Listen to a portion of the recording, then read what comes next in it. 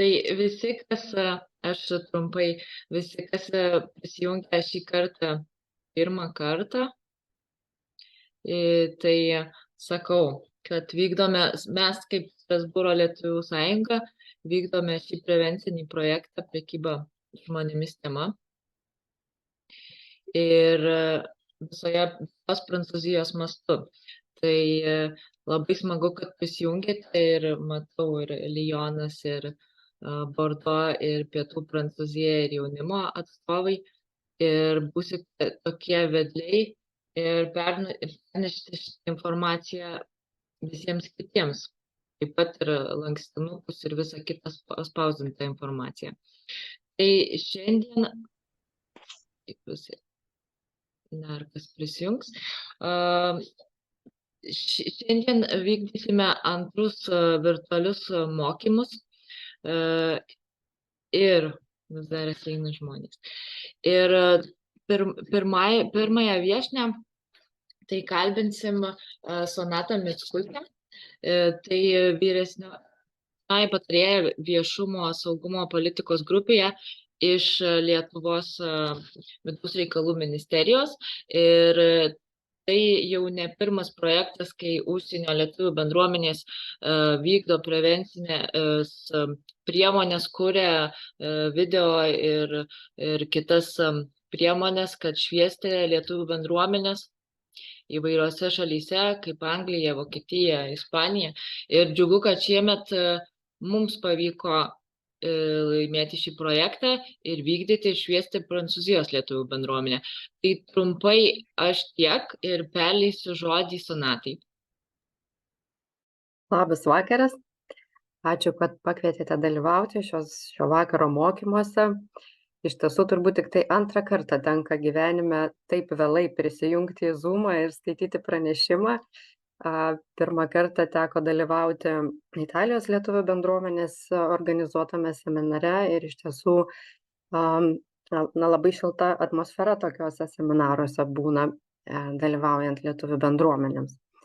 Tai kaip ir mane pristatė Jolita, dirbu vidaus reikalų ministerijoje ir esu atsakinga už prekybos žmonėmis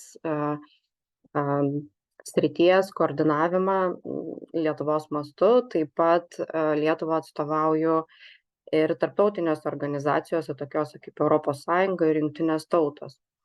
Ir šiandien ilgai galvojau, apie ką padaryti pranešimą ir pagalvojau, kad vis dėlto reikėtų pradėti, kadangi Liljana pasakos apie pačią prekybą žmonėmis esmę, tai iš esmės man lieka tik tai skaičiai ir statistika, apie kurią galima ir reikia kalbėti. Nes iš savo patirties žinau, kad iš esmės kai kuriem žmonėm labai sunku patikėti, kad prekyba žmonėmis egzistuoja, o jeigu egzistuoja, tai čia jau yra kažkas tokio labai ypatingo ir tikrai šalia mūsų nėra. Tai šiandien trumpai pristatysiu tuomet statistinius duomenis apskritai ES mastu ir truputėlį papasakosiu apie prieš tai buvusius kelis projektus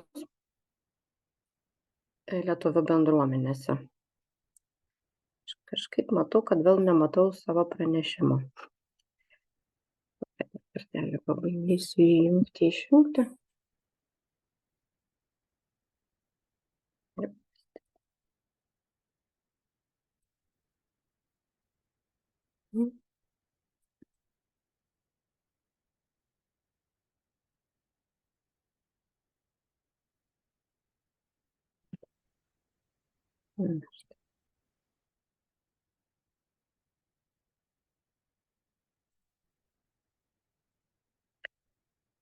Tai taip ir pavadinau savo pranešimą prekyba žmonėmis yra šių dienų realija ar vis dėlto prasimanymai. Tai pasakosiu informaciją, kuri yra parengta Europos komisijos. Tai buvo praeitais metais parengta Europos komisijos ataskaita. Tokios ataskaitos yra rengiamos kas 2 metus. Ir joje yra apžvelgiama situacija visoje Europos Sąjungoje, būtent kovoje su prekyba žmonėmis. Aišku, labai gaila, kad statistiniai duomenys yra gan senoki, 19-20 metų išanalizuoti, bet vėlgi situacija Europoje labai stipriai, kas liečia prekybą žmonėmis, nekinta. Ir manau, kad kitus šiek tiek pakitusius duomenis matysime jau kitais metais, nes prekyba žmonėmis įtakojo tiek pandemijos, taip pat ir Rusijos agresija prieš Ukrainą. Ir įdomu pastebėti tai, kad jeigu pasauliui blogiau, kažkodėl tai prekeiviams žmonėmis, tos visos situacijos išeina į naudą ir yra palankios ir iš to dar, kaip sakant, daugiau nukenčia asmenys. Tai jeigu kalbėti apie pačią situaciją prekybos žmonėmis Europos Sąjungoje, tai yra manoma, kad 19-20 metais galėjo nukentėti nuo prekybos žmonėmis virš 14 000 aukų, kas būtų apie kažkur 7 000 aukų per metus. Ir šiam nusikaltimui yra būdingas toks lyties aspektas. Būtent ES mastu nukenčia daugiau moterys ir mergaitės ir šiek tiek mažiau vyrai. Ir įdomu pastebėti, kad, pavyzdžiui, pas mus Lietuvoje situacija yra šiek tiek kitokia. Daugiau nukenčia vyrų nei moterų. Ir jeigu kalbėti apie 5 pagrindinės šalis, kuriuose daugiausia, reiškia, kurių piliečių daugiausia nukenčia Europos Sąjungoje, tai būtų Rumunija, Prancūzija, Italija, Bulgarija ir Lenkija. Taip pat į Europos Sąjungą yra atvežami trečiųjų šalių piliečiai išnaudoti, tai daugiausiai yra išnaudojama Nigerijos, Kinijos, Moldovos, Pakistano ir Maroko piliečių. Ir šioje skaidrėje matote tokį nedidelį grafikėlį, tiesiog palyginimą, kur pagal aukų skaičių yra Lietuva ir Prancūzija. Tai reikėtų pastebėti, kad Prancūzijoje 3 kartus daugiau yra išnaudojama žmonių prekybai žmonėmis. Jeigu kalbėti apie vėlgi tą išnaudojimą kitų šiek tiek rakursų, vėlgi lyginti Lietuvą su Prancūzija, tai matome, kad, sakykime, Lietuvoje daugiausiai yra išnaudojama Lietuvos Respublikos piliečiai ir nedidelis skaičius trečiųjų šalių piliečių. Tuo tarpu Prancūzijoje apie pusę Prancūzijos piliečių yra išnaudojama, tada nedidelė dalis, kažkur apie 10% būtent asmenų atvažiavusių iš kitų ES šalių ir tada likusioji dalis trečiųjų šalių piliečiai. Jei kalbėti apie prekybos žmonėmis formas, tai pastebima ES tokia tendencija, kad vis dėlto pirmą vietą vis dar užima prekyba žmonėmis seksualiniam išnaudojimu ir čia yra daugiausiai išnaudojamos moteris ir mergaitės. Ir tokie kaip didelės rizikos sektoriai yra paminėti kaip eskorto agentūros, pornografijos pramonė, masažo paslaugos, barai ir naktiniai klubai. Ir antroje vietoje pagal išnaudojimą yra priverstinis darbas, kur aukų daugiau yra vyrų ir perpus mažiau moterų. Ir tokie didelės rizikos sektoriai yra laikomi kaip žemės ūkis, statybos, automobilių plovimo, grožio ir valymo paslaugos, transporto, namų ūkio tvarkymo ir pagalbos namų ūkyje sektoriai. Ir daug mažesnė dalis, tik tai 11%, kur yra prekyba žmonėmis kitos formos, tai tokios kaip nusikalstamos veikos, čia būtent žmonių išnaudojimas vagystėms, narkotikų platinimui, elgetavimui, neteisėtam organų išėmimui ir fiktyvioms santuokoms. Ir rizikos grupės tai yra asmenys, kurie dažniausiai gali tapti prekyba žmonėmis aukomis, tai yra asmenys kenčiantis nuo alkoholizmo ar kitų priklausomybių, benamiai, neįgalieji, migrantai ir etninės mažumos. Jeigu kalbėti apskritai apie visą pasaulį ir išnaudojimo formas, tai violetinė spalva yra pažymėtas seksualinis išnaudojimas, ruda spalva kitos išnaudojimo formos ir mėlyna spalva priverstinis darbas. Tai čia matome vėlgi toks, sakykime, ES turi savo ypatumą, iškės vyrauja įvairios formos ir kitose žemynuose daugiau koncentruojamas į prekybą žmonėmis, sakykime, seksualiniam išnaudojimui ar priverstiniam darbui. Na ir keletą skaidrių apie mūsų vidaus reikalų ministerijos konkursą. Tai jau nuo 17 metų kasmet skelbiama konkursą būtent užsienio lietuvių bendruomenių priemonių projektams. Ir šių konkursų tikslas būtent didinti informatumą, didinti žmonių sąmoningumą apie prekybą žmonėmis. Ir kodėl toks yra tikslas, nes iš esmės prekybą žmonėmis galima sustabdyti tik tai žinant jos požymius, ar ne, kai galime arba patys save identifikuoti, arba identifikuoti šalia esantį žmogų, nes iš esmės nusikaltimas yra labai latentiškas. Kitas tikslas mūsų konkurso tai yra skatinti bendruomenės vykdyti prevenciją ir taip pat skatinti tuos, kurie galėjo nukentėti nuo prekybos žmonėmis, kreiptis į teisėsaugą, kreiptis pagalbos ir ginti savo teisės. Pristatysiu 2 projektus, kurie buvo finansuoti 21 metais.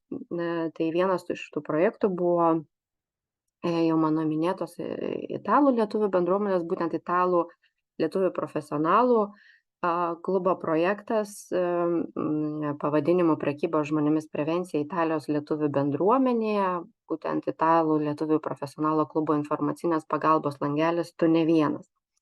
Ir šio projekto metu buvo sukurta speciali informacinė rubrika Tu ne vienas apie prekybą žmonėmis, buvo organizuoti 2 nuotoliniai mokymai kartu su ekspertais, kaip ir šį vakar turime, taip pat parengti straipsniai ir įdomi tokia projekto detalė buvo atliktas tyrimas, atskleidžiantis Italijoje gyvenančių lietuvių nuostatas dėl prekybos žmonėmis ir šiuolaikinės vergovės reiškinio.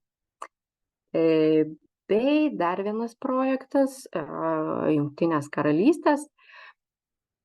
Projekte taip pat buvo įgyvendinta nemažai veiklų. Įdomu paminėti, kad šiame projekte buvo apmokomi savanoriai lietuvių bendruomenių skyrių apie prekybą žmonėmis ir pagalbą nukentėjusioms, parengtas prevencinis vaizdo klipas, aš jį parodysiu skaidrių gale. Taip pat buvo rengiami straipsniai bei nufilmuoti 2 vaizdiniai interviu su prekybos žmonėmis ekspertais. Šie interviu yra YouTube kanale ir juos galima peržiūrėti. Na ir turbūt su skaidrėmis bus viskas. Atsijungiu ir dar pabandysiu pasidalinti filmuku. Jei man pavyks. Ir jei nebus reklama.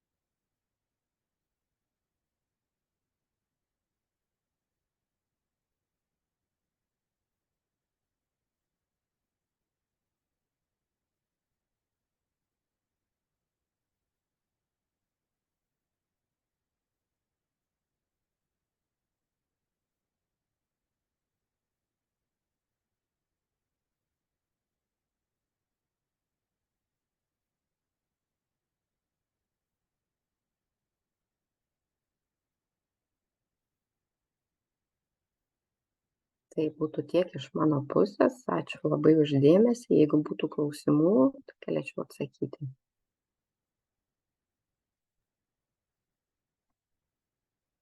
Ačiū labai, Sonatai. Tai jeigu yra klausimų, galite rašyti ar kelti ranką, o jeigu nėra, matau, ar užduosit po to, jei Sonata mūsų nepaliks, nežinau, nes Lietuvoje vėlu. Bet norėčiau dabar leisti žodį tarti mūsų lektoriai šio vakaro, Lilijanai Malinovskai, vyriausioji tyrėja policijos departamente. Tai labai ačiū, kad prisijungėte ir perleidžiu žodį. Labas vakaras. Pabandysiu pasidalinti pranešimu iš karto. Taip.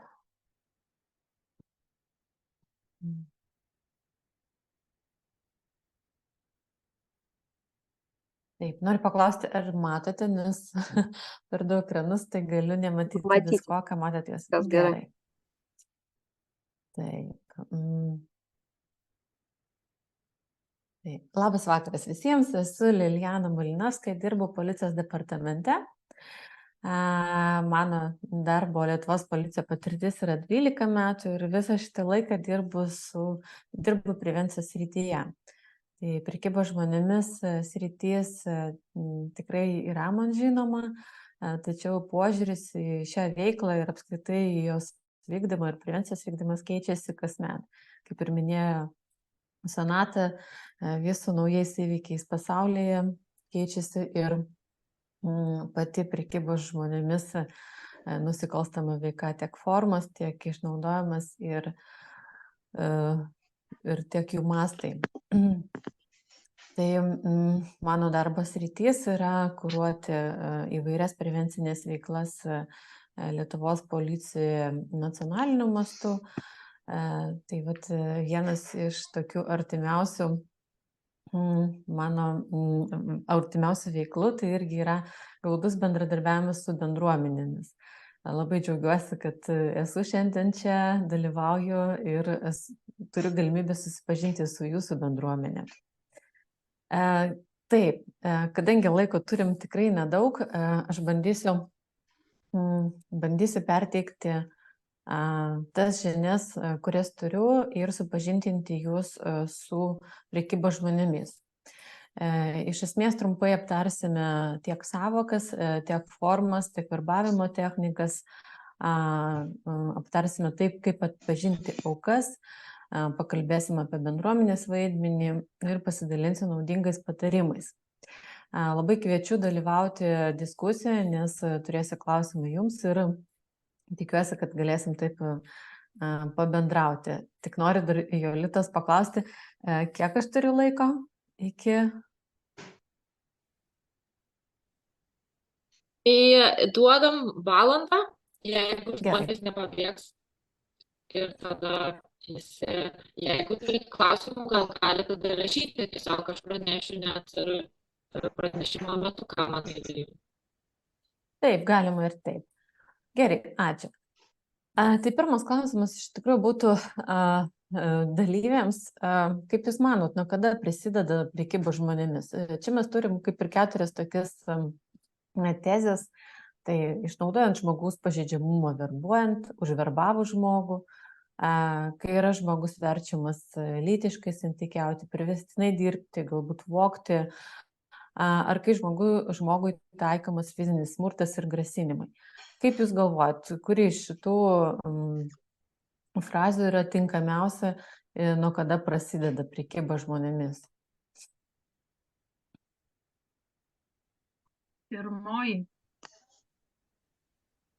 Pirmoji. Iš tikrųjų, šiaip visos jos yra reikšmingos, visos yra sudedamoji dalis, būtent kas liečia prekybos žmonėmis, nes ir išnaudojant žmogaus pažeidžiamumą, ir jį verbuojant, ir verčiant kažką daryti. Tai vat viskas tinka. Trumpai apie tai, kas tai yra prekybos žmonėmis. Tai šiuolaikinė vergovės forma, vergijos reiškinys moderniais laikais įgavęs skirtingus pavydalus. Taip, žmogaus laisvės suvaržymas, taip pat prekybos žmonėmis, tai gali būti žmonių išnaudojimas, siekiant finansinės naudos. Ir čia irgi norėjau paklausti visų nuomonės, bet kadangi matau, kad labai turiu daug skaidrių, tai keliausiu iš karto prie pačios savokos, parodysiu trumpą video ir tada mes aptarsim plačiau. Prekyba žmonėmis.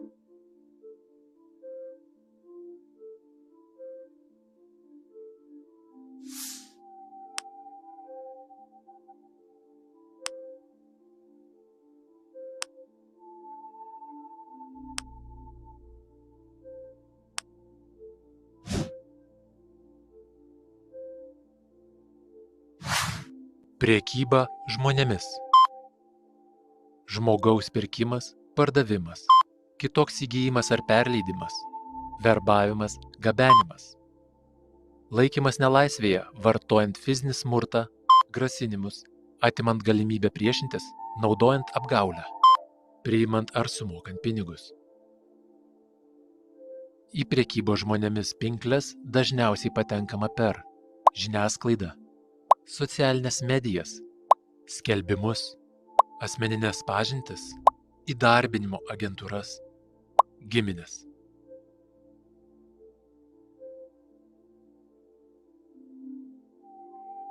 Tai gali nutikti bet kam ir bet kur. Taigi trumpai, kaip ir matėt šiame video, tai iš tikrųjų prekyba žmonėmis tai yra išnaudojimas žmogaus pardavimas, pirkimas, siekiant gauti iš to finansinę naudą. Sąvoka yra apibrėžta Lietuvos Respublikos baudžiamajame kodekse ir joje yra vienas labai toks būtinas požymis. Tai turi būti pasinaudojimas nukentėjusio asmens priklausomumu, pažeidžiamumu, priešingumas žmogaus laisvei, piktavališkas poveikis nukentėjusiajam siekiant palenkti jo valią ir apgaulę įtraukti į išnaudojimą. Tai iš tikrųjų kalbant ir kalbėsim toliau plačiau apie visas formas, tai kiekvienoje formoje turi pasireikšti būtent šitie požymiai. Pažeidžiamumas, priklausomumas, poveikis, žmogaus valios palenkimas. Tai yra labai svarbu. Kas yra tas pažeidžiamumas?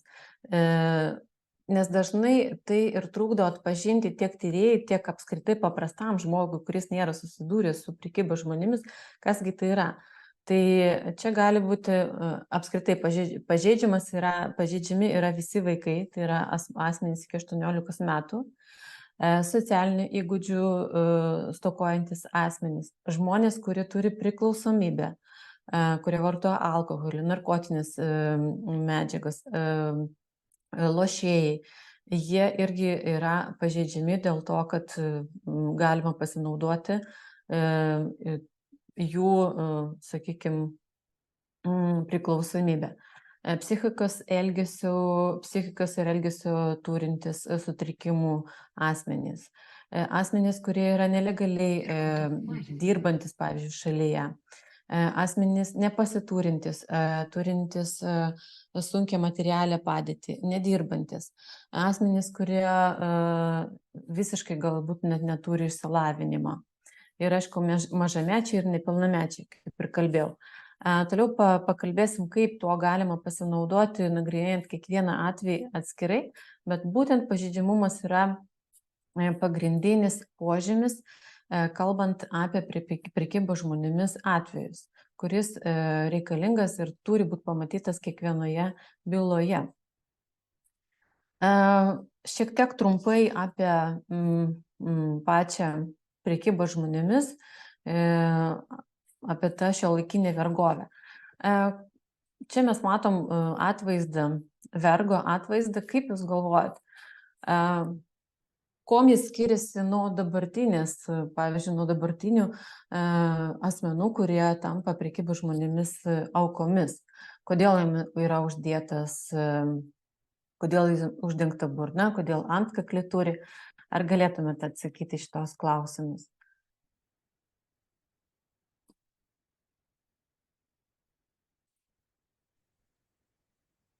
Klausėt, kuo šitas atvaizdas skiriasi nuo dabartinės vergovės? Taip, nuo dabartinės vergovės.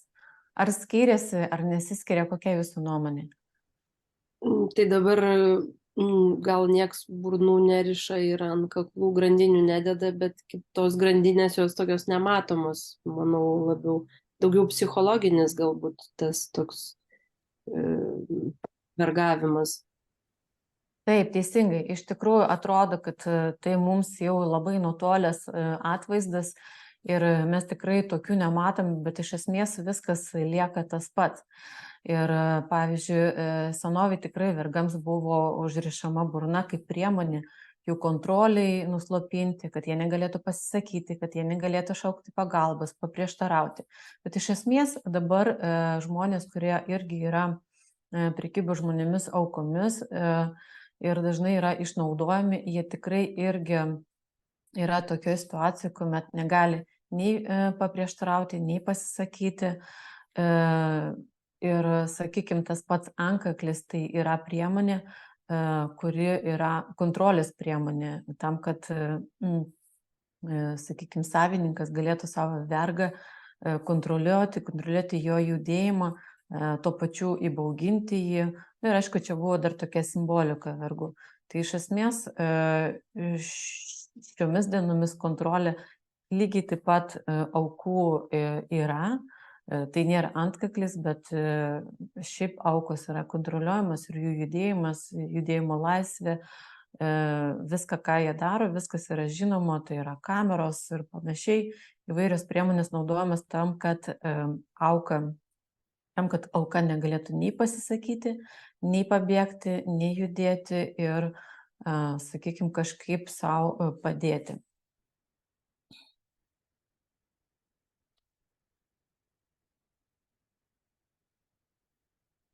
Pastrigo mano.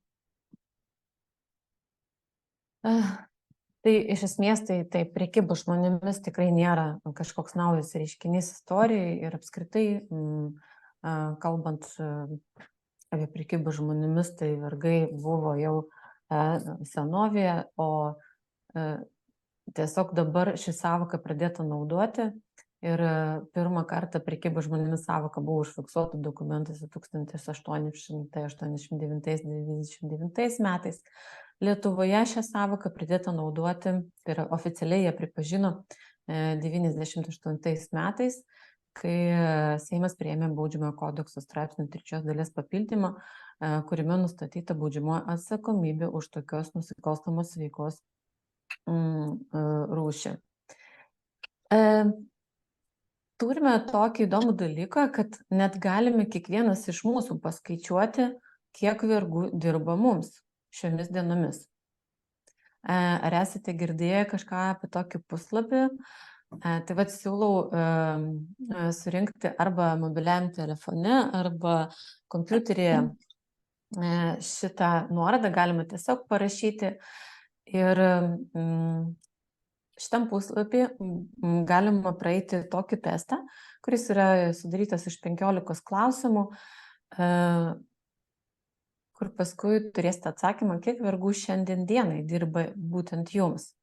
Tai yra apie vartojimą visų daiktų, su kuriais mes dirbam, gyvenam kasdieną, todėl kad tikrai nėra paslaptis, kad daugelis daiktų yra gaminama fabrikuose, kuriuose irgi yra išnaudojami žmonės.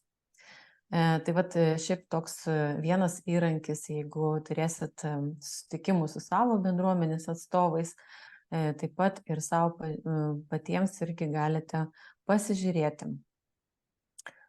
Man dirba šiai dienai 66 vergai. Iš tikrųjų, aišku, tai nėra skaičiai tokie, mes negalim pasakyti, kad vienoje ar kitoje įmonėje, sakykime, fabrikuose mūsų elektroninių prietaisų ar drabužių dirba žmonės, kurie išnaudojami yra, tačiau statistiškai yra paskaičiuota ir gaunam štai tokius skaičius. Tai yra tai, ką naudojam, galimai buvo pagaminta žmonių, kurie yra išnaudojami. Čia tokie skaičiukai šiek tiek apie visą pasaulį.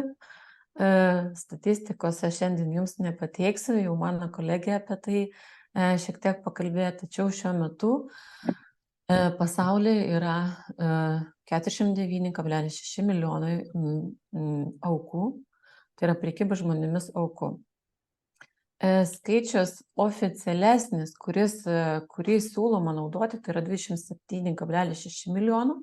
Tačiau šitas skaičius yra žinomas dėl to, kad tai tiek atveju yra priverstinis darbas, priverstinis, tai yra seksualinis išnaudojimas ir priverstinės santuokos.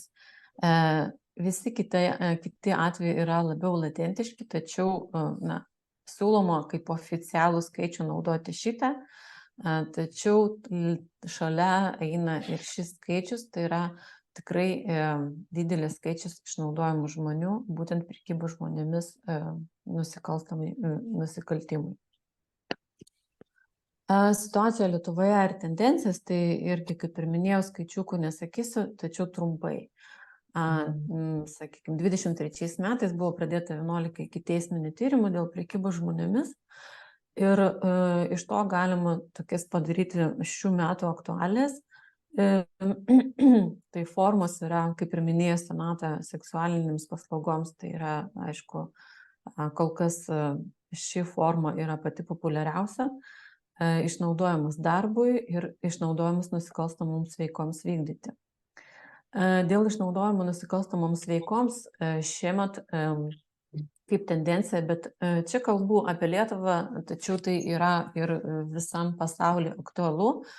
Nauja nusikalstama veika, tai yra, kai pažeidžiami asmenys priklausomi nuo alkoholio, narkotinių medžiagų, taip pat lošimų skolininkai, yra išnaudojami pinigų plovimui. Tai yra pinigų išgryninimas. Anksčiau mes tai vadindavom pinigų mulais, tačiau buvo pastebėta, kad šitose nusikalstamose veikose dalyvauja asmenys, kurie yra priverčiami tai daryti. Ir tokiu atveju galima pasakyti, išgryninom vieną iš naujų tokių formų, nusikalstama veika pinigų plovimui. Pagal irgi aktualės, tai verbavimo būdai šiaip nesikeičia, mes jas irgi aptarsim, tačiau jie lieka tą patys. Tai yra nukentėjusi asmenys, kaip ir anksčiau, yra verbuojami žodžiu, yra žadamas gerai apmokamas darbas, geresnės gyvenimo sąlygos, taip pat yra verbuojami internetu, todėl kad tikrai nepaslaptis, viskas keliasi į internetinę erdvę ir ten užverbuoti tikrai jau yra galbūt paprasčiau negu žodžiu. Tačiau tas žodžiu irgi išlieka, nes žmonės, kurie gyvena galbūt mažesniuose miestelėse, kaimuose, jiems paprasčiau yra bendrauti žodžiu ir taip juos irgi užverbuoja. Ir aišku, skelbimas viešose erdvėse, tai ne tik internete, bet ir laikraščiuose, jais irgi dar naudojamasi ir per juos užverbuojami žmonės. Taip pat yra naudojamasi pažeidžiamumu, tai ką aš ir minėjau pradžioje. Tas pagrindinis veiksnys, kuris turi būti, tai taip pat apgaulė, fizinis smurtas, grasinimai, priklausomybė nuo pačio prekeivio, tai pavyzdžiui, jeigu esi kažkam skolingas, tai irgi gali užverbuoti. Taip pat tendencijos, tai yra buvimas užsienio šalyje nemokant kalbos, ypatingai šiomis dienomis, tai yra aktualijos, kuomet turim daug ir karo pabėgėlių. Tai vat tas irgi labai yra išpopuliarėjęs tas būdas. Taigi pagrindiniai, taip, tikslo šalis. Kalbant apie Lietuvą, tai Lietuva irgi tapo tikslo šalimi, bet patiems tautiečiams, o šiaip populiariausios yra tai Ispanija ir Vokietija. Taip, ir dabar einam jau prie tokios teorinės dalies, būtent apie prekybą žmonėmis, aukos atpažinimą. Ir noriu tokią labai trumpą praktinę užduotį skirti labai nedaug laiko, kad pabendrautumėm. Tai koks yra jūsų manymu prekybos žmonėmis aukos portretas? Tai trumpai lytis, kaip jūs galvojat? Kalbam apie lytį. Kas labiau, moteris, vyrai? Moterys turbūt labiau. Moteris. Gerai. Kalbant apie amžių, kaip jūs galvojat, koks amžius yra aukos?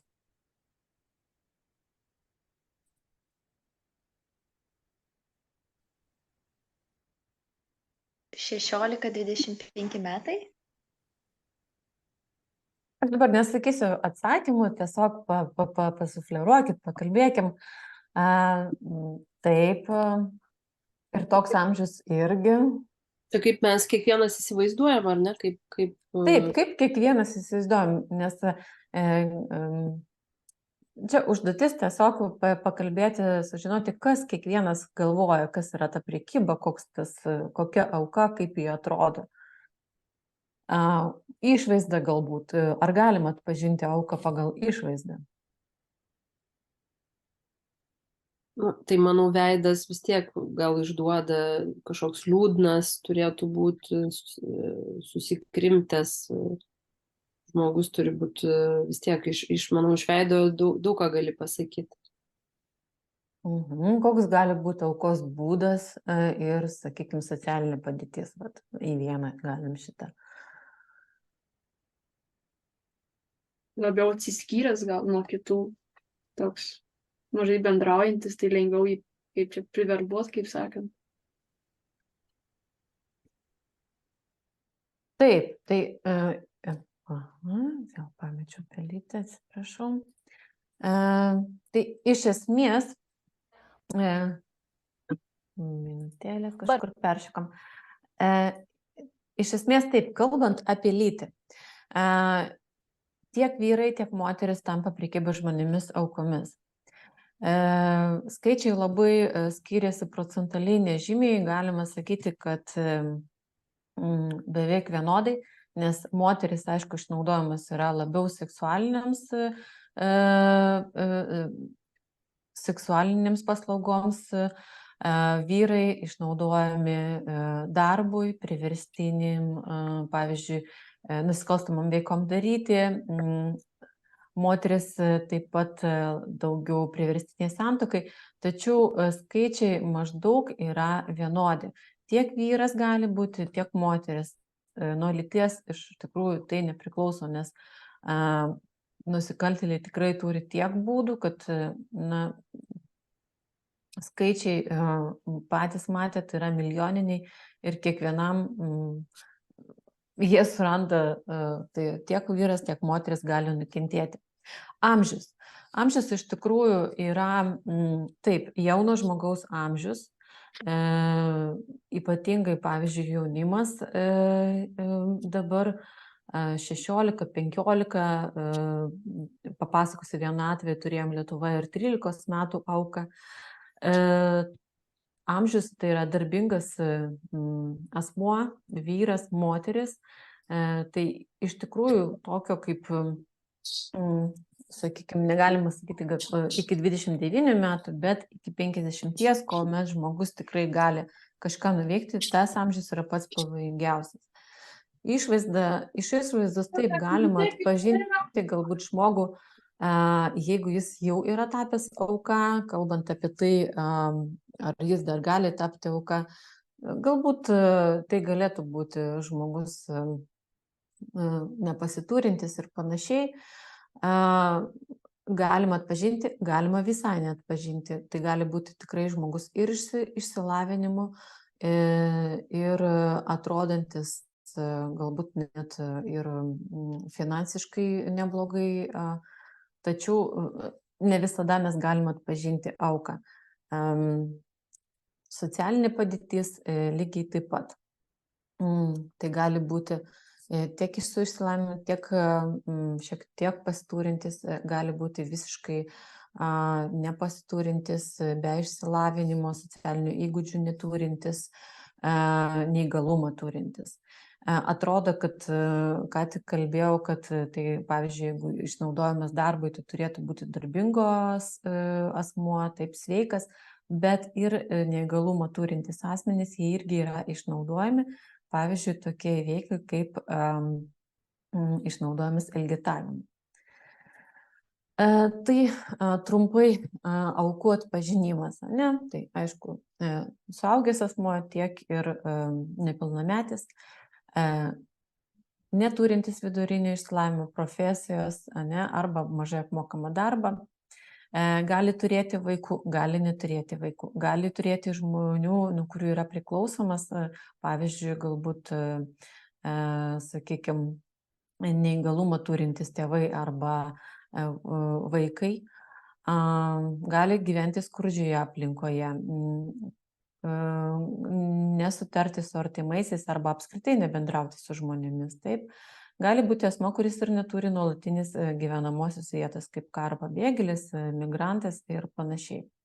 Gali turėti psichikos problemų, psichinio vystymosi sutrikimų, traumų, gali turėti fizinės sveikatos problemų, turintis skolų, vartojantis alkoholį, narkotinės medžiagas, nemokantis kalbų, patirintis smurtą. Tai vat, arba žmonės, kurie irgi turi nusikalstamą praeitį. Tai iš esmės tas aukos portretas gali būti tiek ir labiau pozityvus, bet aišku, dažniausiai tai buvo visiškai, sakykime, vienas iš tų požymių atitinkanti žmogų. Ką galima padaryti, žinant, kaip atrodo auka? Sakykime, iš tikrųjų galima padaryti nemažai, tai atpažinti. Tam, kad atpažinti, aišku, reikia žinoti, kaip atrodo, reikia mokėti galbūt atpažinti šalia esantį žmogų. Ir vat, po mano klausimo būdo savybės kažkas minėjo, kad gali būti nusiminęs ir panašiai.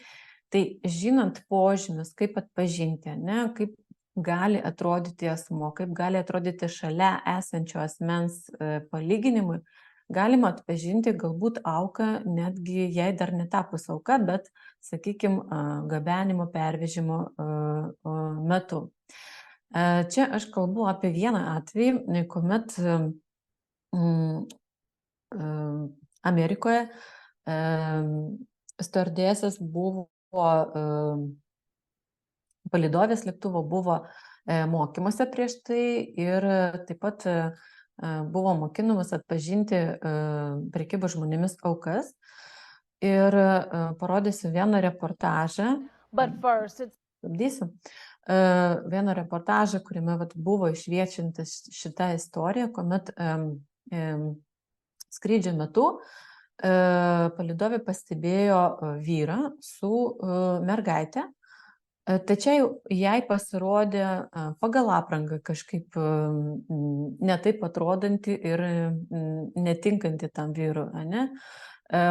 Pasirodė išsigandusi ir ji pasiūlė vaikui praeiti į tualetą ir pasakė, žodžiu, parodė jai, kad nori suteikti pagalbą. Ir mergaitė parašė ir paprašė tos pagalbos. Ir tokiu būdu, iš tikrųjų, tai buvo prekybos žmonėmis atvejis, kuomet vaikas buvo gabenamas į kitą šalį pardavimui. Ir tai, žodžiu, paklausykim šitą reportažą ir pamatysime. Something we don't like to think is happening in our community. Kids forced to be sex slaves. But what if human trafficking could be stopped by simply knowing what to look out for? Tonight, 10 News reporter Jonathan Bechamala shows you how life-saving training is reaching new heights. Flight attendants make their living flying, but few could be considered angels like Shalia Frederick. But she was for a teenage girl several years ago. Something in the back of my mind says something is not right. He was well-dressed. That's what kind of got me, because I'm like, why is he well-dressed and she is looking all disheveled and out of sorts, you know? The man wouldn't let the girl talk to Frederick, who was able to put a note in the bathroom for the girl.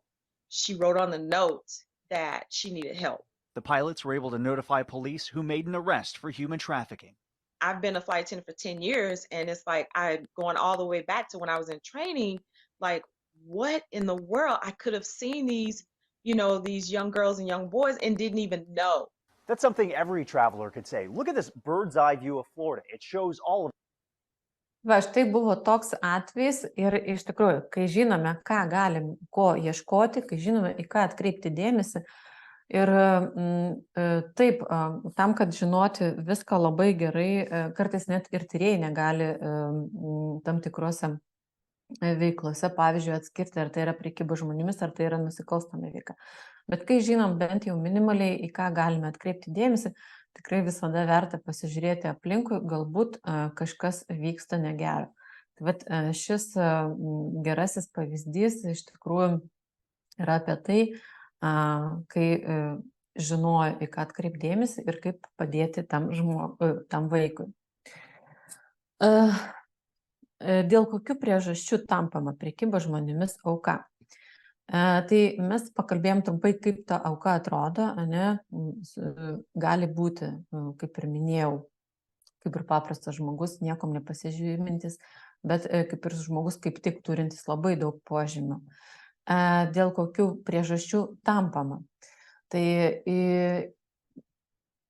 pagrindiniai veiksniai lemintis tapimą, tai yra, pavyzdžiui, tai yra skurdas, pasitikėjimas, labai didelis pasitikėjimas svetimais žmonėmis ir, sakykime, jų norų padėti užsidirbti, išvažiuoti ir pakeisti gyvenimą, nemokėjimas savarankiškai priimti sprendimą, tas pats troškimas gyventi geriau arba gerai, priklausomybė nuo alkoholio, priklausomybė nuo narkotinių medžiagų, nuo lošimų, skolos, smurtas prieš moteris, tai gali būti tiesiog pabėgimas į kitą gyvenimą, kur gali būti geriau, tačiau ir ten gali būti negerai.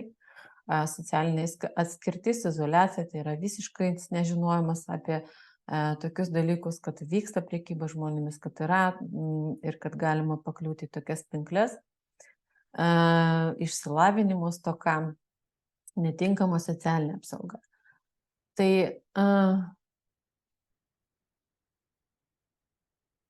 kalbant dar apie vieną tokį toks įdomus veiksnis, jis galbūt nelabai ką ir turi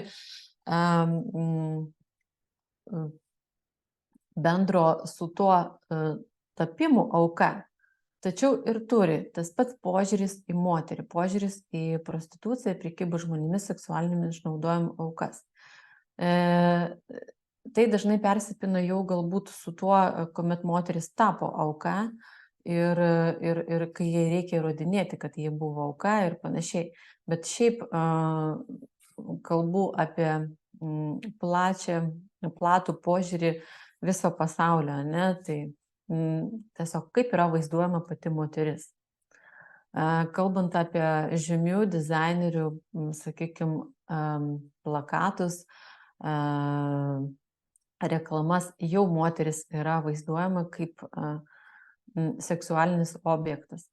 Tai vat tas požiūris į pačią moterį kartais irgi stūmė tai, kad pati kalta arba, tarkim, kad tai yra normalu. Ir tai mes turim iš pačių garsiausių ir su tuo susidurima kasdieną turbūt. Tiesiog, kai nežinai, tai čia lygiai taip pat kaip ir mes kalbėjom apie kiek vergų dirba man, apie drabužių kūrimą, apie kažkokių daiktų darimą, apskritai apie tai, ko mes naudojamės, kiek žmonių galbūt dirba ir yra priversti dirbti tam, kad mes galėtumėm naudotis tais daiktais. Dar vienas iš tų požiūrių, tai apskritai yra požiūris į moteris, nes seksualinio smurto auka, kaip ir minėjau, labai dažnai yra toks išankstinis nustatymas, kad išprovokavimo pati jo kalta ir panašiai. Tai požiūris į tai, su kokiais aukštakulniais moteris turi būti, su kokia iškirptė ar kokio ilgio sijonas. Tai iš tikrųjų tas požiūris irgi daro tokią įtaką tam seksualiniam išnaudojimui. Taip, dar kalbant apie lytį. Tai kaip aš ir minėjau, aišku, tiek vyrai, tiek moteris gali tapti prekybos žmonėmis auka. Tačiau seksualiniam išnaudojimui, aišku, kad didžiausias procentas yra moteris ir merginos. Tai dažnai būna ir iš nepasiturinčios aplinkos, iš globos namų, bėgantis iš namų vaikai irgi, apie tai irgi šiek tiek vėliau dar paminėsiu. Taip pat moterys ir merginos yra kaip ir išnaudojamas priverstiniai santuokai, kas, aišku, priveda ne tik jau prie priverstinės santuokos, bet ir prie smurto aplinkoje, prie seksualinės prievartos, prie išnaudojimo darbui namuose. Tai vat priverstinė santuoka iš tikrųjų turi tiek daug krypčių, kurioje moteris irgi pradeda kentėti. Tai smurtas, išnaudojimas, prievarta. Vyrai dažniausiai verbuojami sunkiems fiziniams darbams. Neįgaliai asmenys labai dažnai, kaip ir minėjau, yra verbuojami elgetavimui. Tai vat. Dabar pakalbėsime apie formas ir apie tai, kaip tas formas atpažinti. Ir čia jau prie formų turėsiu kelis realius pavyzdžius iš ikiteisminio tyrimo. Tai kokias prekybos žmonėmis formas žinote? Labai daug jau paminėjau, bet kokias žinote jūs būtent? Galbūt su kažkuriom teko susidurti netgi.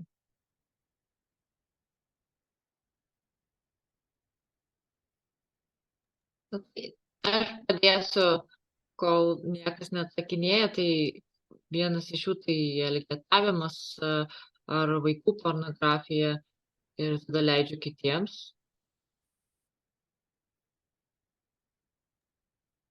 Tai aišku, žinomiausias moterų seksualinis išnaudojimas, bet jo, tas vaikų elgetavimas ar jų vertimas vogti, nes jie maži, jie prasisuka visur gerai. Taip, iš esmės viską, ką įvardėte, tai ir yra tas formos ir, aišku, priverstinė santuoka, taip pat vaiko pirkimas, pardavimas, išnaudojimas priverstiniam darbui, paslaugoms, išnaudojimas seksualinis. Tai apie visas šitas formas mes dabar ir pakalbėsim. Prekybos žmonėmis. Prieš kiekvieną turėsiu tokią trumpą video, kad ne tik aš kalbėčiau. Seksualiniam išnaudojimui tai finansinės ar kitokios naudos gavimas įtraukiant kitą asmenį į prostituciją, seksualinę tarnystę ar kitų seksualinių paslaugų teikimą, įskaitant pornografinius veiksmus ar pornografinės medžiagos gamybą. Dažniausiai aukos išnaudojamos gatvės ir greitkelių prostitucijos versle, viešnamiuose, teikiant palydėjimo paslaugas, pornografijos versle, neteisėtame masažų versle.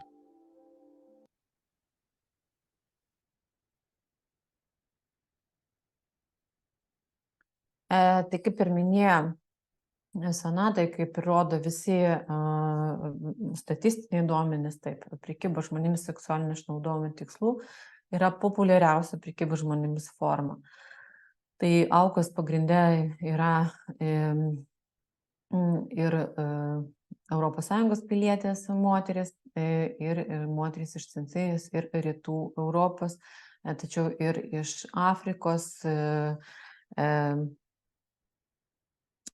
Kalbant apie mastą, aišku, pas mus tai nėra tokie skaičiai, kaip pavyzdžiui, sakykime, kalbant apie Ameriką, tačiau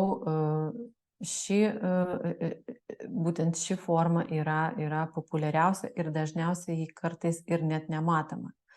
Pavyzdžiui, labai sunku kartais atpažinti dėl to, kad kalbant apie Lietuvą ir kalbant apie statistiką, mes tikrai turim nemažai, mes turim dar administracinio nusižengimo kodeksą, kuriame kaip ir prostitucija nėra legali ir dėl to yra už tokių paslaugų teikimą moterims surašomi protokolai. Tačiau dėja ne visais atvejais yra gilinamasi, kiek tos moteris dirba pačios, kiek jos galbūt yra priverstos dirbti. Dėl ko kartais yra sunku atpažinti dėl to, kad moteris tyli, joms yra grasinama, jos bijo, galbūt yra grasinama tiek jos šeimos geroviai, galbūt turi vaikų, galbūt turi neįgalių tėvų arba sergančių ir panašiai, arba tas pats yra naudojamas į pažeidžiamumu, tai yra priklausomybė nuo narkotinių medžiagų, alkoholio, taip pat skolos ir panašiai. Tai naudojantis būtent aukos pažeidžiamumu, jos iš tikrųjų dažniausiai ir bijo pranešti apie tai, kad yra išnaudojamas.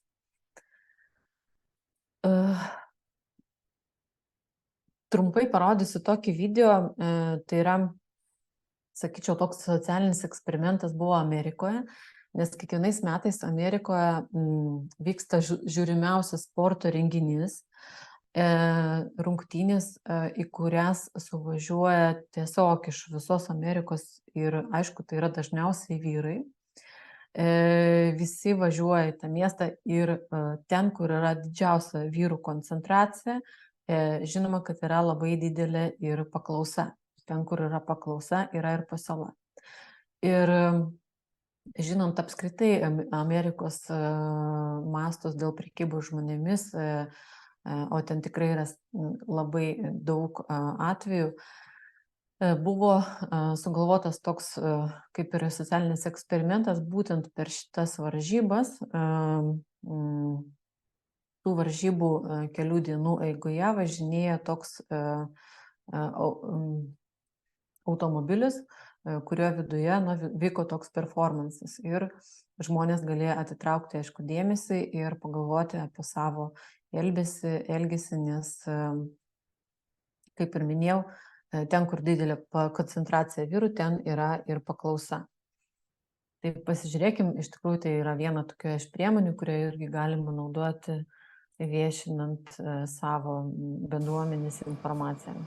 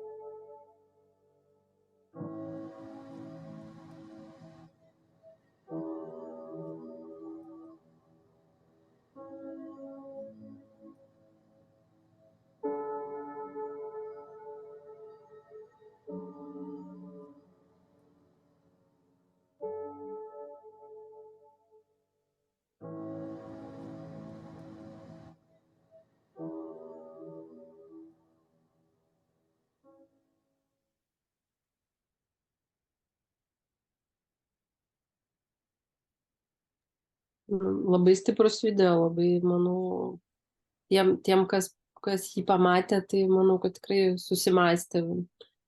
Labai, sakyčiau,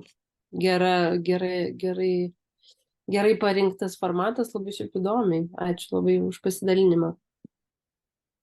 Taip, tikrai priemonė tokia, kad aš kiek kartų žiūriu, man vis šiurpuliukai eina. Labai tikimės, kad tokias priemonės bent jau kažkiek sumažins tą, galbūt pasakysiu negražiai, bet vartojimą. Taip, keliaukim tada, trumpai dar papasakosiu vieną. Šitoj vietoj viskas. Dabar keliaujam prie kitos formos, nes žiūriu, aš čia labai mėgstu kalbėti, tai laikas eina, o dar turiu ką pasakyti. Keliaujam prie kitos formos, tai yra prekyba žmonėmis priverstiniam darbui. Irgi viena iš populiariausių, sakyčiau. Prekyba žmonėmis priverstiniam darbui.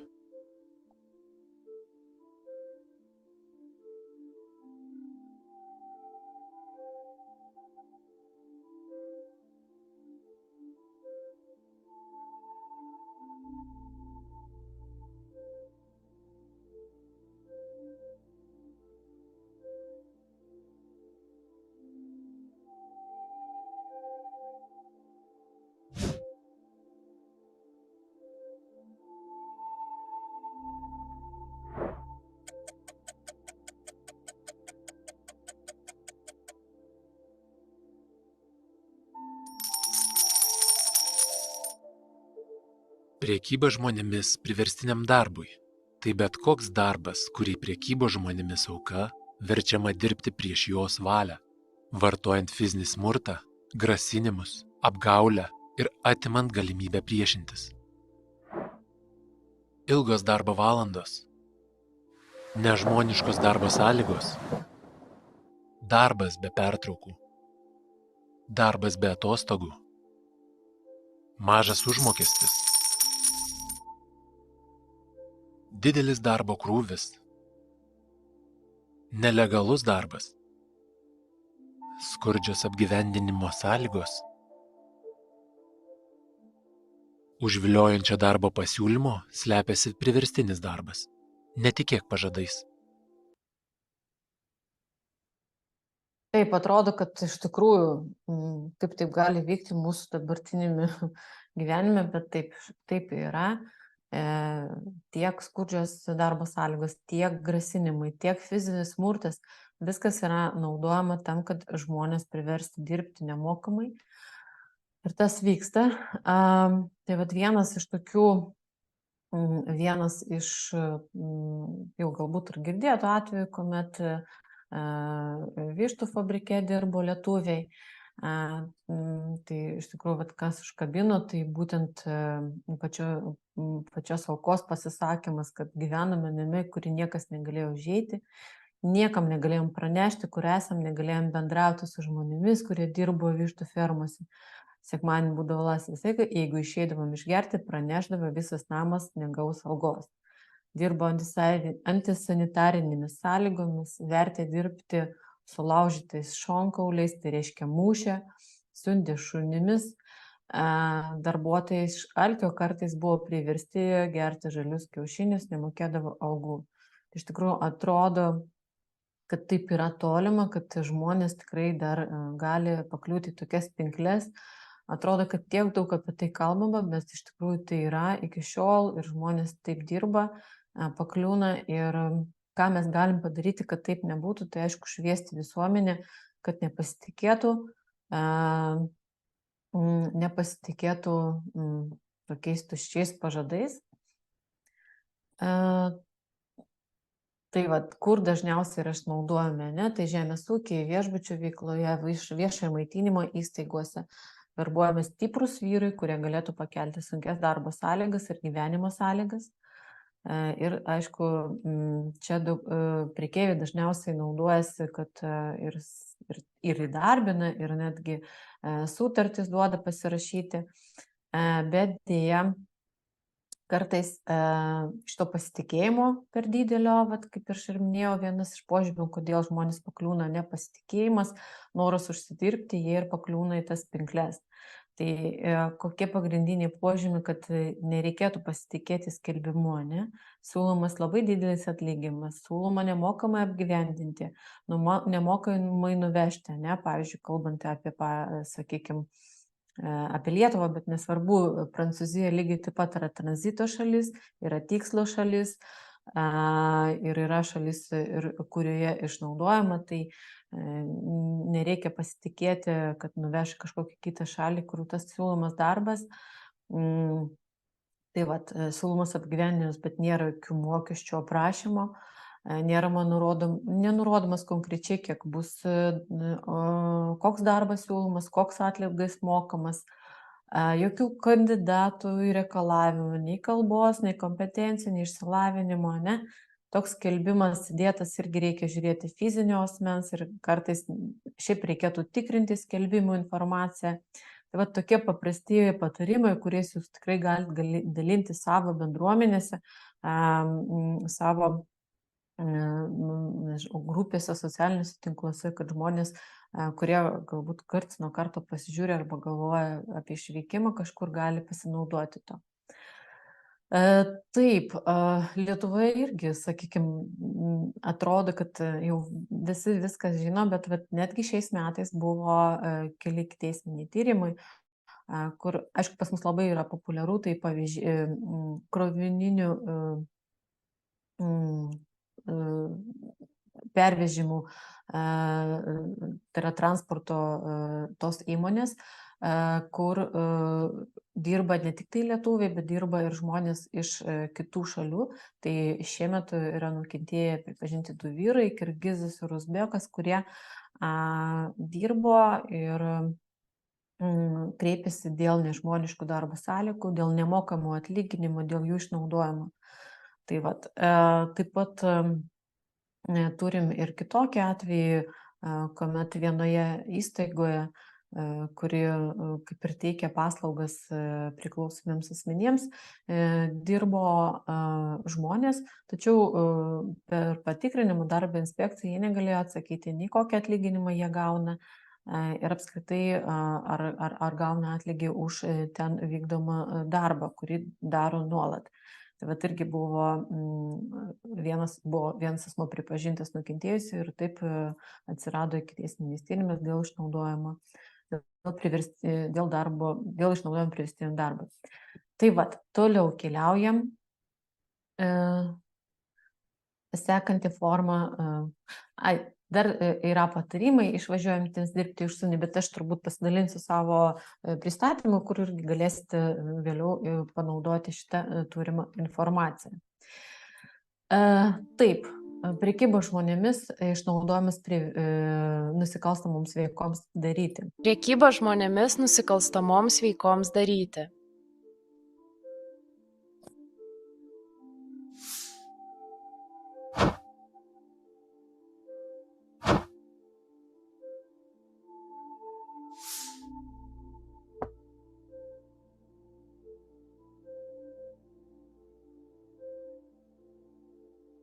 Asmuo smurtu, apgaule, prievarta, melagingais pažadais ar grasinimais yra priverstas daryti nusikalstamas veikas.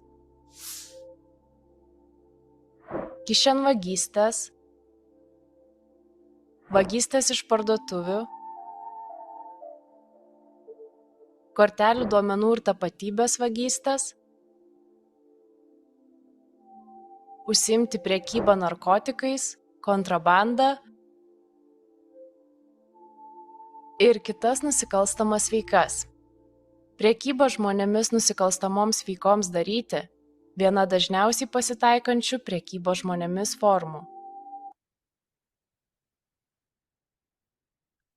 Šiuo atveju turim tokią problemą, kad kartais ne visada pavyksta nustatyti auką. Dažniausiai būna, kad auka tampa nusikaltėliu ir netgi ne visada tiek atpažįsta tyrėjai, tiek ir pati auka ne visada suinteresuota prisipažinti, nes vis dėlto net pasinaudojus jos pažeidžiamumu, pavyzdžiui, priklausomybę, sakykime, narkotinėm medžiagom arba skolos kažkokios, tai auka ant tiek yra įbauginta ir jaučia, kad vis dėlto jai yra naudingiau daryti nusikalstamą veiką, negu prisipažinti, kad yra auka.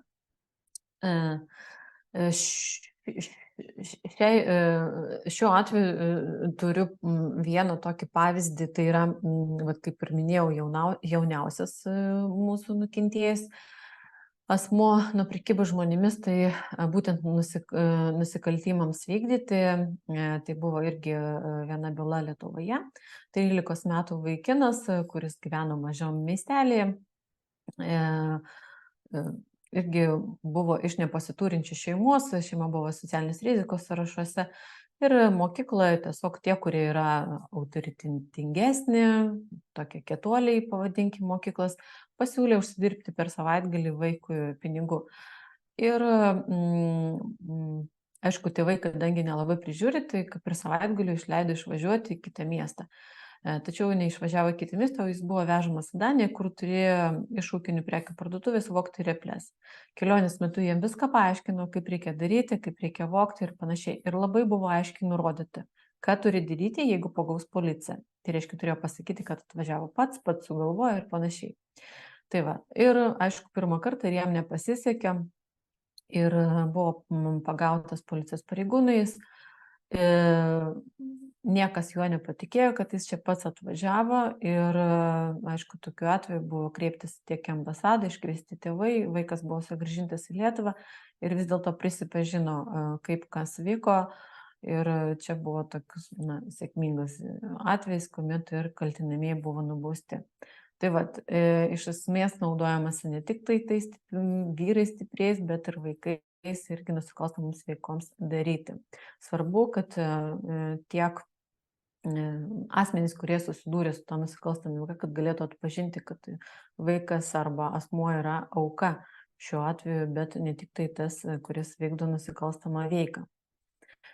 Trumpai galiu papasakoti, irgi buvo vienas atvejis Lietuvoje apie čigonę, kuri buvo priklausoma labai nuo narkotinių medžiagų ir irgi pardavinėjo narkotinės medžiagas būtent už dozę. Ir taip buvo pasinaudota jos pažeidžiamumu, jos priklausomybė, buvo palinkta jos valia tai daryti tam, kad jį pardavinėtų, tam, kad galėtų bent jau dienos pabaigoje gauti, čia buvo jos visas gyvenimas šiuo atveju. Ir irgi tyrėjai tai įtarė, jiems pavyko išklausinėti, ištraukti šitą informaciją ir galiausiai ji buvo pripažinta kaip auka, o tie, kurių pavedimus įvykdė, buvo irgi nubausti. Tai va, svarbiausia būtent atpažinti. Kalbant apie vaikus, irgi trumpai, nes tie vaikai, kurie irgi tiek seksualinis išnaudojimas, kuris irgi kartais būna tik tai, sakykime, vaikai iš globos namų, mergaitės bėgantis, vaikai iš namų bėgantis berniukai, kurie galbūt yra išnaudojami nusikalstamos veikoms vykdyti, tai iš esmės irgi tie, kas su jais bendrauja po jų, sakykime, 1, 2, 3 dienų dingimo, irgi turėtų žinoti, kaip elgtis šioje situacijoje. Tai yra apžiūrėti ir daiktus, ir kūną, ir rūbus, atkreipti dėmesį, ar nėra naujų daiktų, rūbų, pinigų, telefonų. Galbūt išsaugoti kažkokius tai daiktus, jeigu, sakykime, yra nusprendžiama pranešti policijai, todėl kad yra įtarimų, kad vaikas arba buvo išnaudotas kažką daryti ir panašiai. Jeigu tai liečia mergaičių, būtinai apžiūrėti mergaičių kūną, nes ir tatuiruotės gali būti, sakykime, čia aišku labiau Amerikos praktika, bet yra toks dalykas, kai yra tatuiruotės būtent su suteriniu arba išnaudotojų vardais padarytos.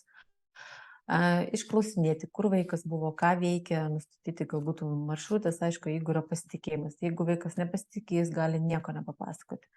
Tai teirautis, dėl ko dingo ir tokią informaciją surinkti. Tai iš esmės, nes, sakau, tiek nusikaltimams daryti, tiek seksualinis išnaudojimas vaikai gali būti išnaudojami ir jeigu tai yra vaikai iš šeimos, kuriuos dar galima kažkaip tai išklausinėti, tai reikėtų, aišku, su jais dirbti. Nes dažnai kas būna, bėgantis vaikai kelia nepatogumų ir niekas kaip ir labai nenori kreipti tai dėmesio ir nukreipia tą linkmę, nusikaltėlis, arba prostitutė ir panašiai viskas. Ir nieks net nesidomi, kas iš tikrųjų yra giliau. Tai į tai labai reikėtų atkreipti dėmesį.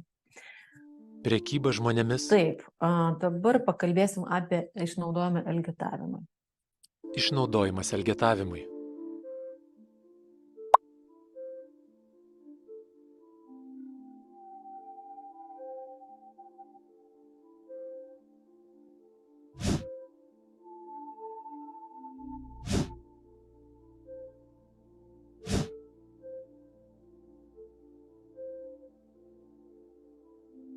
Prekyba žmonėmis priverstiniam elgetavimui.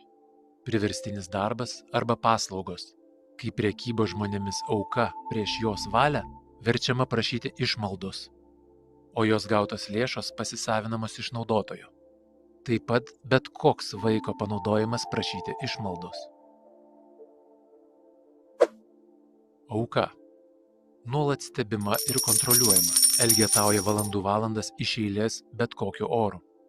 Yra atvežama ir paimama iš vietų, kuriuose elgetauja. Jei manai, kad žmogus yra verčiamas elgetauti, pranešk.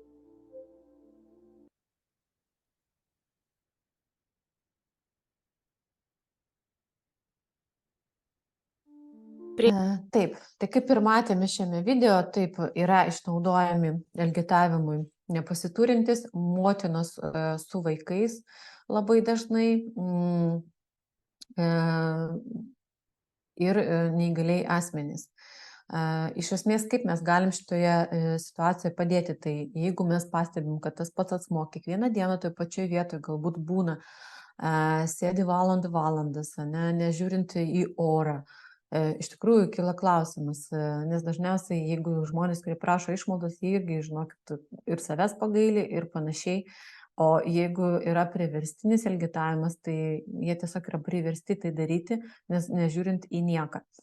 Tai aišku, kaip galima atpažinti, tai pastebėti, pasižiūrėti, paklausti to pačio žmogaus, ar jis čia savo noru, ar kažkom reikia padėti.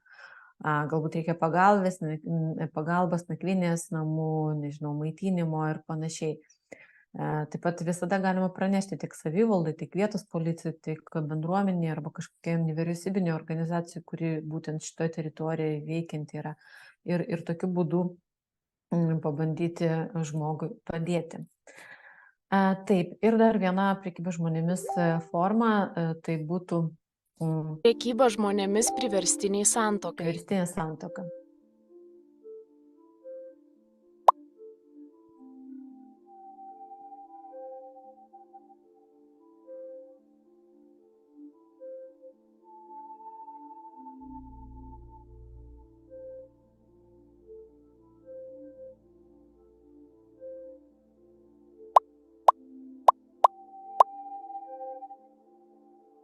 Prekyba žmonėmis priverstiniai santuokai.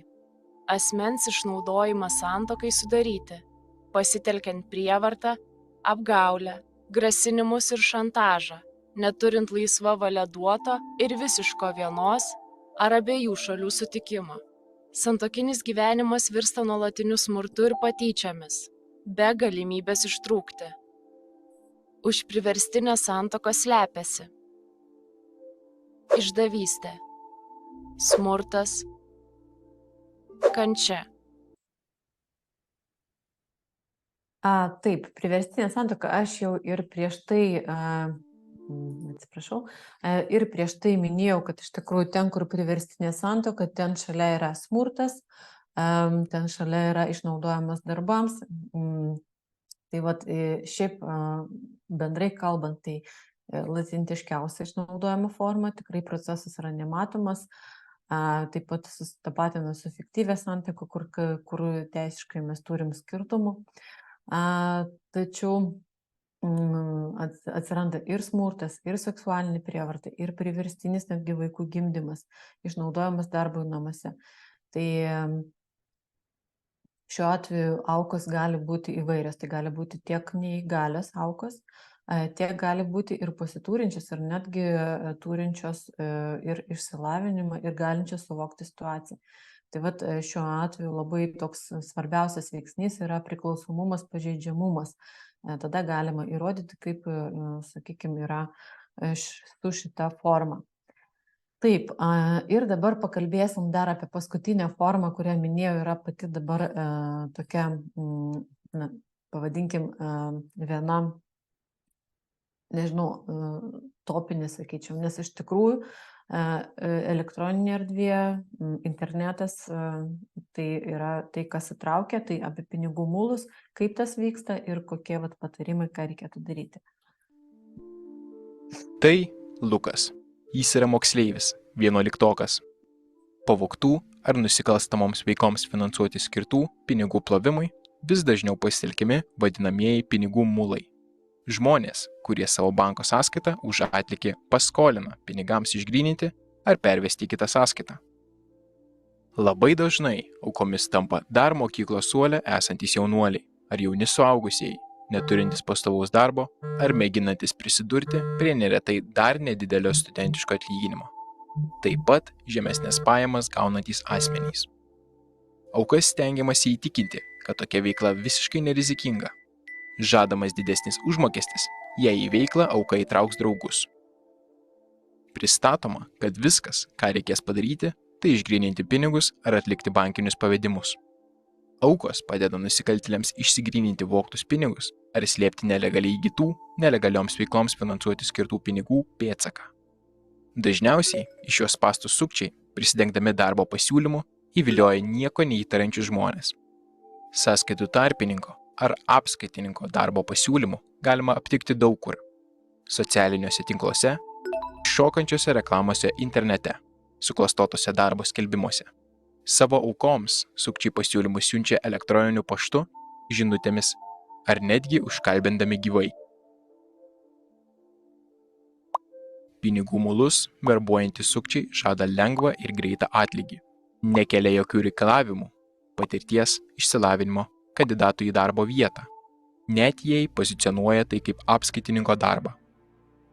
Įtarę, kad tapote pinigų mulu, stabdykite bankinius pavedimus, grynųjų pinigų išėmimą. Informuokite savo banką, kreipkitės į policiją.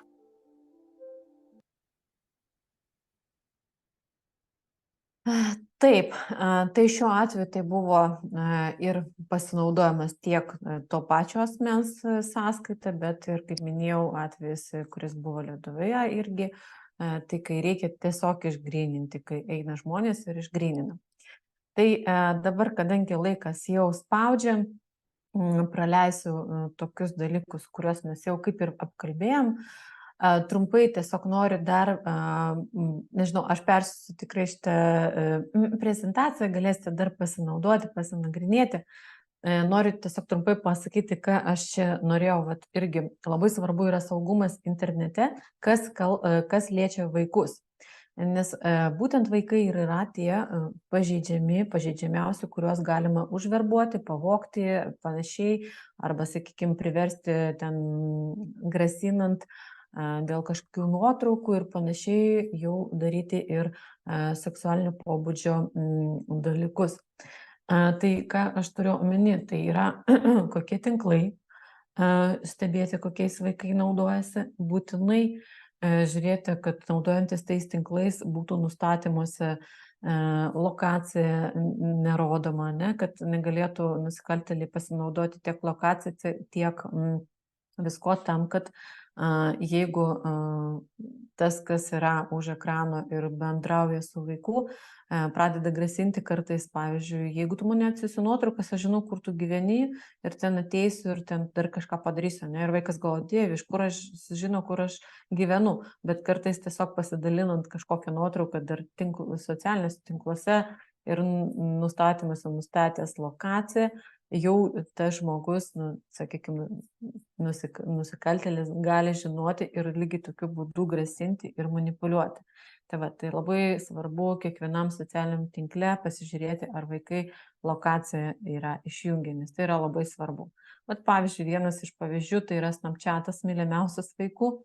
Ten yra toks dalykas, kad yra Snapchato žemėlapis, jis taip ir vadinasi.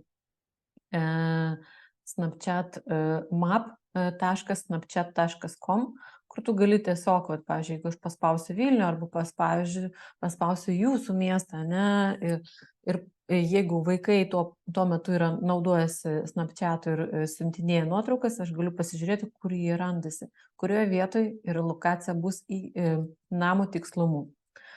Taip. Čia irgi įdėsiu nuorodą, matysit, tai yra socialinis eksperimentas su to pačiu Snapchatu darytas Amerikoje, kuomet nepažįstamas vyras per Snapchatą susipažino su mergaitėmis, kurios priėmė tą vyrą į draugus, nors jam labai daug metų. Ir tada jis jų motinai, pasikvietė jų motiną, sako, nori aš dabar surasiu, kur tavo vaikai yra. Jis sako, oi, čia yra neįmanoma. Ir jis tiesiog per Snapchatą kartu su ja nuvažiavo į aikštelę, kurioje žaidė jos vaikai. Ir prie jis sako, labas, gal pažaisime. Jis sako, ne, eik iš čia. Sako, taigi tu ką tik mane priėmė į draugus. Tai esi ir lokaciją žino, ir nepažįstamus žmonės į vyrus priėmė į draugus. Tai yra kokia rizika, kad gali būti vaikas pagrobtas, rizika gali būti, kad vaikas gali būti išnaudojamas seksualiai, pavyzdžiui, ne per tinklą kažkokį. Tai irgi nuorodą įdėsiu, tokia kaip metodinė medžiaga būtų. Tai ką mes galim kaip bendruomenė kartu. Tai aišku, šviesti ir informuoti savo bendruomenės žmonės, skleisti naudingą informaciją. Galbūt yra galimybė, pavyzdžiui, kaip ir jūs dalyvaujat šitame projekte ir galbūt turit kažkokių minčių ir tolimesniems, didesniems projektams, ne, tai galbūt ir teikti pagalbą aukoms, savo tautiečiams, bendradarbiavimas su kitomis organizacijoms, tai ką mes ir darome šiandien irgi, nes esam susirinkę ir iš įvairių organizacijų. Ir aišku, atkreipti dėmesį, mokėti atpažinti. Tai dar plus naudingi patarimai tiems, kas dirba su prekybos žmonėmis arba nori skleisti ir viešinti informaciją. Tai Vidaus reikalų ministerijos sukurtas puslapis, jeigu Sonata dar čia, tai jai linkėjimai, kur yra pžmokymai.vrm.lt, ten yra begalė daug informacijos apie prekybos žmonėmis, tiek video, tiek įvairios informacijos lankstinukų ir panašiai, kur tikrai galima dalintis. Taip pat tiesiog prekybos žmonėmis informacija Vidaus reikalų ministerijoje. Ir vienas iš tokių, kur man nesenai tiesiog teko irgi žiūrėti kartu su vaikais ir aptarinėti, prevencinis filmas Sugauti tinkle. Kas nematė, tai tikrai siūlau pasižiūrėti, paskaityti recenzijas ir žinosit apie ką tai yra apie socialinį eksperimentą, daugiau gal ir nekalbėsiu, po kurį netgi buvo pradėti ikiteisminį tyrimą ir jų buvo pradėta labai daug. Tai yra versija N13 ir versija yra N18, bet abi dvi yra tokios, tikrai vertos dėmesio. Ir aišku, bendradarbiauti su įvairiom institucijom, tai nesvarbu, esat Lietuvoje ar ne, bet aš manau, kad tikrai galite bendradarbiauti su ir Nacionalinė asociacija prieš prekybą žmonėmis ir dingusių žmonių šeimų paramos centras, Caritas, Kopži, savivaldos institucijos, tai iš esmės Kopži, Caritas tikrai teikia labai didelę pagalbą prekybos žmonėmis aukoms, ne tik tai Lietuvoje tapusiems, bet ir užsienyje. Taip pat yra ir numeriai, kuriais galima kreiptis. Ir aišku, čia trumpai norėjau pasakyti. Taip pat esant socialiniam tinkle mes turim policijos virtualų patrulį, kuris irgi stebi aplinką, stebi, kas vyksta. Jeigu kažkada kartais pastebėtumėt kažką negero ir nežinot, kur pranešti, tikrai galite netgi prašyti virtualiam patruliui, kuris irgi kreipia dėmesį į įvairius atvejus, išnagrinėja juos ir jau perduoda tiesiog policijos padaliniams patikrinti. Tai trumpai tiek būtų. Dabar jūsų klausimai, galim šiek tiek padiskutuoti, jeigu dar nepavargot. Ačiū labai, Lilijana, už išsamų pranešimą. Ir dabar tikrai, kas dar neužmigot ir dar turit vieną energiją, labai kviečiu užduoti klausimus, nes visada įdomiausia dalis gyva diskusija. Jolita, ar girdit? Jolita, tai pirmiausia, dėkoju už prezentaciją, už prezentaciją, buvo nuostabu. Iš tikrųjų, daug naudingos informacijos. Aš tai siūlyčiau irgi šią informaciją ar kažkokiais trumpais filmukais pasidalinti su mūsų ambasadomis, pavyzdžiui, ambasada Paryžiuje, Londone ir panašiai. Todėl būtų iš tikrųjų jie savo Facebook'uose galėtų paplatinti šią informaciją. Iš tikrųjų, man pačiai kilo keletas įdomių klausimų ir įdomių pamastymų, kadangi dirbu diplomatinėje atstovybėje, kuri netvarko konsulinių klausimų.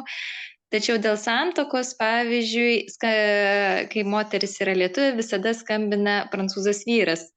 Aišku, tų skambučių yra nedaug, bet kai sekantį kartą aš tikrai paklausiu ir paprašysiu pakalbėti su moterimi, nes kodėl moteris lietuvė paskambinusi į Lietuvos atstovybę, diplomatinę atstovybę, negali pati kalbėti, o kalba už ją vyras. O kitas dalykas tai tiesiog tokia pastaba, kad Prancūzija ta prekyba žmonėmis yra ir gaila iš tikrųjų, kad policija nėra tokia aktyvi, turbūt kaip Lietuvoje. Įvairios elgetavimo formos, priešais policijos komisariatus ir panašiai. Prostitucija, iš tikrųjų galima irgi pasakyti net prieš toks kaip komiška situacija, pat prieš kažkiek tai metų netgi prostitucija yra aišku nelegali, yra baudžiamoji atsakomybė, tačiau šitos moteris gali deklaruoti savo pajamas ir mokėti socialinius mokesčius. Tai čia tokie tik pastebėjimai, tai ačiū visoms už prezentaciją.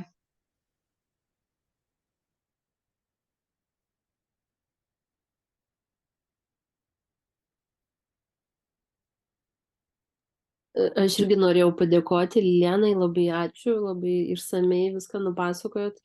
Labai tikrai įdomus tas video buvo iš Amerikos, ta akcija jų tikrai taip šiurpuliukai ėjo per kūną, man atrodo, vaizdu tikrai galima žmonės gal kaip paskatinti, neabejingai žiūrėti jo į praeivius, į aplink elgetaujančius žmonės ir tikrai būti, žinoti, kad tai yra, aišku, ta prekyba žmonėmis, neužmiršti ir tikrai, jeigu tik tai galimybė yra padėti tokiam žmonėm, kurie tikrai tokiose situacijose baisios yra, kad nei bėgti, nei rėkti, tai labai ačiū, kad jūs esat, kad padedat tokiem žmonėm irgi policija padeda ir labai džiugu, kad ir mes irgi stengsimės irgi apie tai nepamiršti ir mūsų bendruomenė irgi būti ir kitiem pasakoti apie tai ir ačiū jums labai. Ačiū. Tai ar bus dar klausimų, jeigu kol kalba pagalvokite, jeigu kažkas norit prabilt, o aš tik norėčiau pasakyti dar visiems kas liko iš skirtingų Prancūzijos lietuvių bendruomenių, kad bus paruoštos skrajutės, kurias išsiųsim arba pristatysim į kurias dar šį mėnesį, su visa reikama informacija, kur reikia kreiptis ir visais pagalbos numeriais, o visa kita reikalingą informaciją rasit Stop išnaudojimui FR svetainėje, kur irgi bus ir video medžiaga, ir mokymų įrašai, ir straipsniai, viskas glaudžiai sudėta vienoje vietoje. Nes žinau, kad socialiniuose tinkluose dažnai viskas pasimeta, todėl stenkimės susisteminti ir viską sudėti į vieną vietą. Bet puikius pastebėjimai, kad būtinai pasidalinsime projekto ir suvestinėmis ir skaidrėmis su ambasada ir kitomis atstovybėmis, kad galėtų efektyviai įtraukti darbuotojus ir šviesti irgi žmonės, kas dar čia nori pabaigoje prisijungti kažkas. Tai leidžiu, jeigu kas dar norit tart paskutinį žodį.